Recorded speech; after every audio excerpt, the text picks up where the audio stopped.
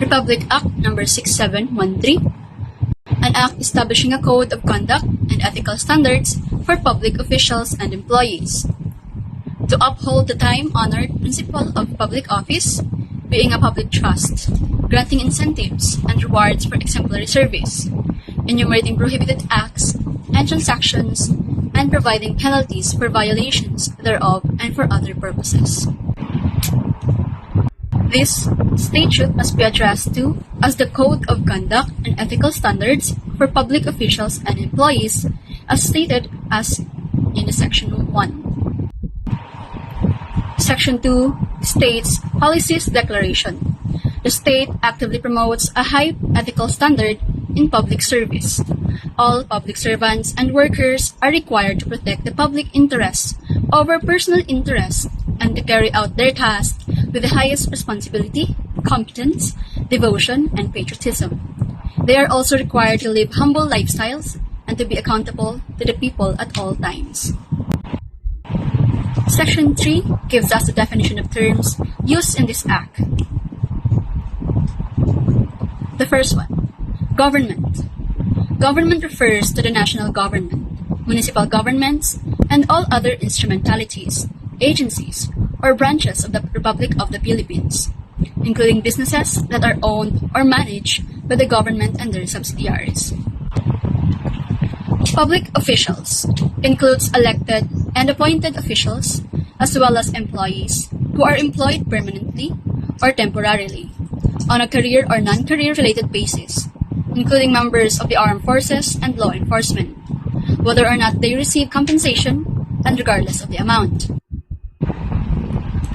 The term gift refers to an item or a right to dispose of it gratuitously or any deed or liberality in favor of someone who accepts it and includes a fictitious sale or an allegedly burdensome disposition thereof. An uninvited present of little or negligible value that is not offered in return for a favor from a public servant or employee is not included in this definition. If the value of the gift is neither nominal nor insignificant, or if the gift is given in anticipation or in exchange for a favor, then accepting a gift directly or indirectly from someone who is not a member of his family or relative as defined in this Act qualifies as receiving any gift. This rule applies even on the occasion of a family celebration or national holiday like Christmas. The term loan includes commutatum and simple loans, as well as any guarantees, financing plans, or other concessions made to assure its acceptance. A substantial shareholder is somebody who directly or indirectly possesses enough shares of stock to vote for a corporation's directors. This word shall also apply to the parties to a voting trust. The term family of public officials or workers or relatives refers to their partners and unmarried children who are under the age of 18. Unless the context clearly indicates otherwise, a person encompasses both natural and juridical people. Next, a conflict of interest occurs when a public official or employee serves as a board member, an officer, a significant stockholder, the owner of, or has a significant interest in a private corporation or business, and the interests of such corporation or business or his rights or duties therein may be in conflict with or adversely affect the faithful performance of official duty.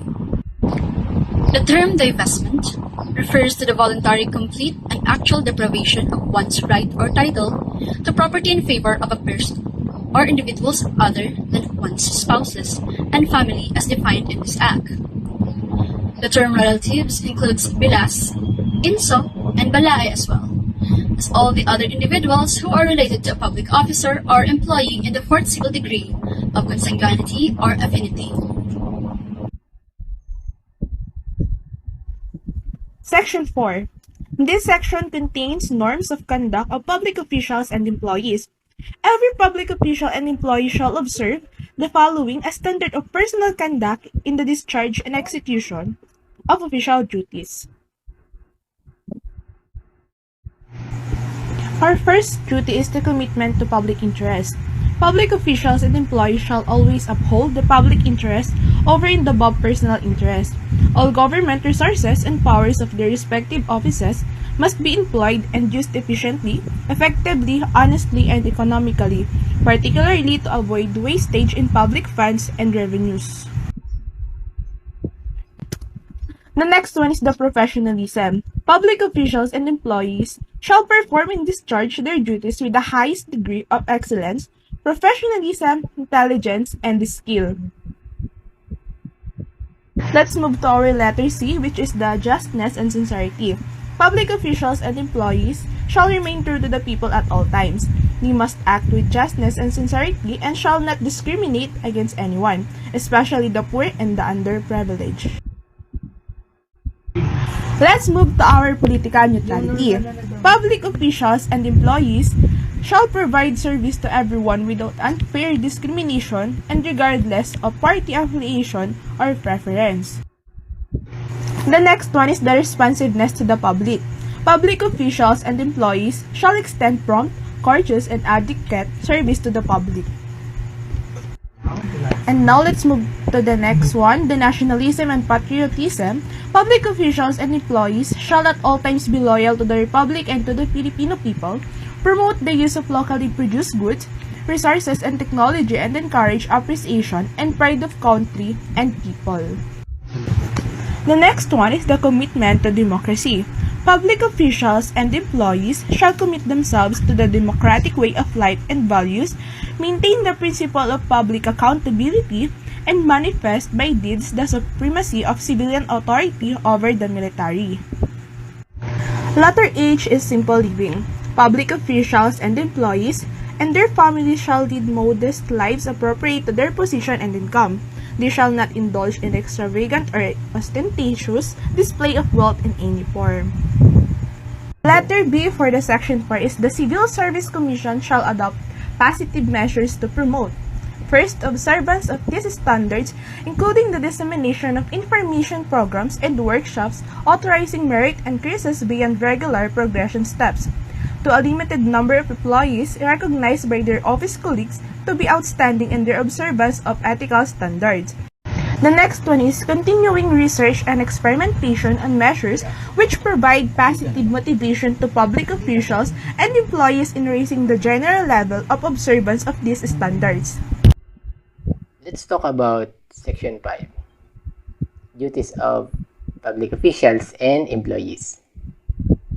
In the performance of their duties, all public officials and employees are under obligation to, first, act promptly on letters and requests. Okay? As a general rule, when a request or petition, whether written or verbal, can be disposed of promptly and expeditiously. The official or employee is charged to whom the same is presented shall do so immediately, without discrimination, and in no case beyond 15 days from receipt of the request or petition. The second one is submit annual performance reports. All heads or other responsible officers of departments, offices, and agencies of the government and government-owned or controlled corporation shall, within 45 working days from the end of the year, render a full and complete report of performance and accomplishments as prescribed by existing laws and regulations. Process documents and papers expeditiously. The third one. Except as otherwise provided by law or regulation, and as far as practicable, any written action or decision must contain not more than 3 initials or signatures. In the absence of the duly authorized signatory, the official next in rank or officer in charge or the person duly authorized shall sign for and in his behalf. But if ever the person's signatory absents, the only one official next in rank, he shall automatically be the signatory. And if there are two or more officials next in rank, the appropriate office order shall prescribe the order of priority among the officials next in rank within the same organizational unit. Or if there is no official next in rank present and available, the head of the department, office, or agency shall designate an officer in charge from among those next lower in rank in the same organizational unit. Act immediately on the public's personal transaction. It means all official papers and documents must be processed and completed within a reasonable time from the preparation thereof to anyone on public who wants to avail of the service. The last one is makes documents accessible to the public. All public documents must be made accessible to and readily available for inspection by the public during office hour. Section 6. Incentive and reward. What does it mean? Let's put in simple terms. A reward is something which is actually given to an employee, whereas an incentive is a motivating factor. For example, if you give one of your employees a gift for their hard work, that is a reward. However, if that same employee works hard and exceeds your expectations because of the thought of receiving a reward, that is an incentive. Those employee or public officials, incentive and rewards could be considered a more tangible form of appreciation to the employees who have achieved high quality work or displayed outstanding performance level. They are the people who work hard and motivate themselves every day to achieve their goals. And possible, their salary would be increased or their promotion rate would be increased too. That's how the incentive and rewards benefits. Good day everyone, I am Crisan S. Tumagin and I will be discussing Section 7 of the Republic Act 6713, which is the Prohibited Acts and Transactions. Under this section is 4 prohibitions. So first one is the financial and material interest. In this prohibition, public officials and employees shall not directly or indirectly have any financial or material interest with any transaction that requiring the approval of their office. So to better understand this, I will be giving you an example. So let's say that I work in an office and I hired someone who's not qualified just because he or she is a close relative of mine. Or when I fail to disclose that I'm related to a job candidate that the company is considering hiring. So those two things that I've mentioned is not allowed. The next prohibition is outside employment and other activities related thereto. So this means if you're a public official or maybe you work in the government, outside employment is prohibited. So you are not allowed to own, control, manage, or accept employment as officer, employee, consultant, counselor, broker, agent, trustee, or nominee in any private enterprise regulated, supervised, or licensed by their office unless expressly allowed by law. It is also prohibited to recommend any person in any position in a private enterprise which has a regular or pending transaction with their office. And all of the mentioned prohibitions still applies for a year even after you resigned or retired from the company or office that you work with. So the third prohibition is disclosure and misuse of confidential information. So in this prohibition, public officials and employees shall not divulge confidential or classified information usually known to them by the reason of their office and not made to the public. An example of this is if an employee uses his or her work computer to send emails containing confidential information to their competitors and other companies. The last prohibition is solicitation or acceptance of gifts. Public officials and employees shall not solicit any gift, gratuity, entertainment, favor, loan, or anything of monetary value from any person in their course of official duties, or in connection with any operation being regulated by, or any transaction which may be affected by the functions of their office. And those are the 4 prohibited acts and transactions under Section 7 of the Republic Act 6713. That would be all. Thank you. In Section 8 of Republic Act 6713, public officials and employees are required to complete and submit declarations under oath of their assets, liabilities, net worth, and financial and business interests, including those of their spouses and unmarried children under the age of 18 living in their households. Except for those who serve in an honorary capacity or work in the government without service credit or pay, laborers, and casual or temporary workers, all public officials and employees must file under oath their statements of assets, liabilities, and net worth and a disclosure of business interest and financial connections, as well as those of their spouses and unmarried children under the age of 18 living in their households. These records must be filed within 30 days of taking office, on or before April 30 of each year afterwards, and within 30 days of separation from service. Husband and wife who are both public officials or workers may file the required statements jointly or individually.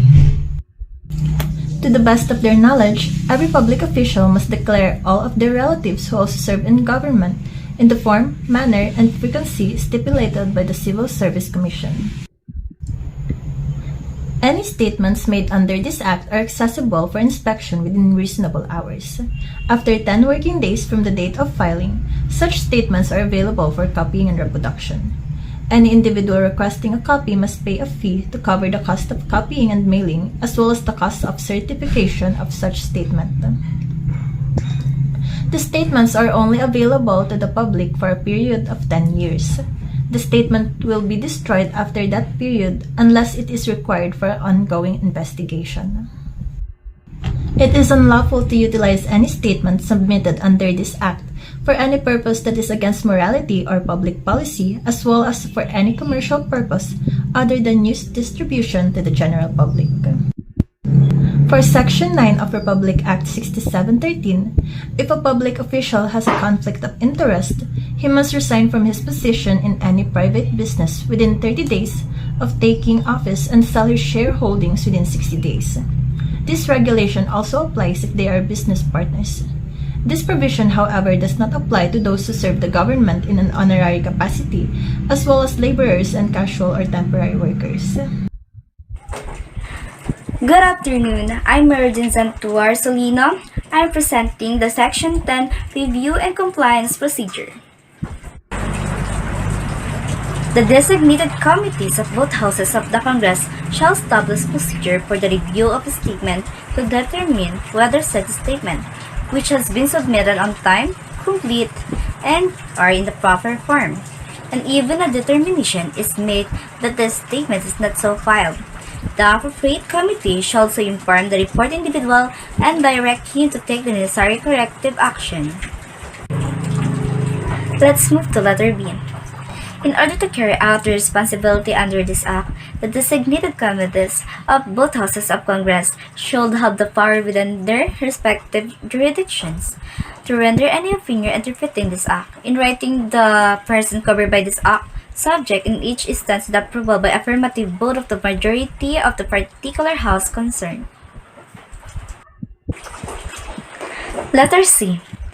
The heads of other offices shall perform the duties stated in subsections A and B, hereof so far as their respective office are concerned subject to the approval of the Secretary of Justice. In the case of the Executive Department and the Chief Justice of the Supreme Court in the case of the Judicial Department.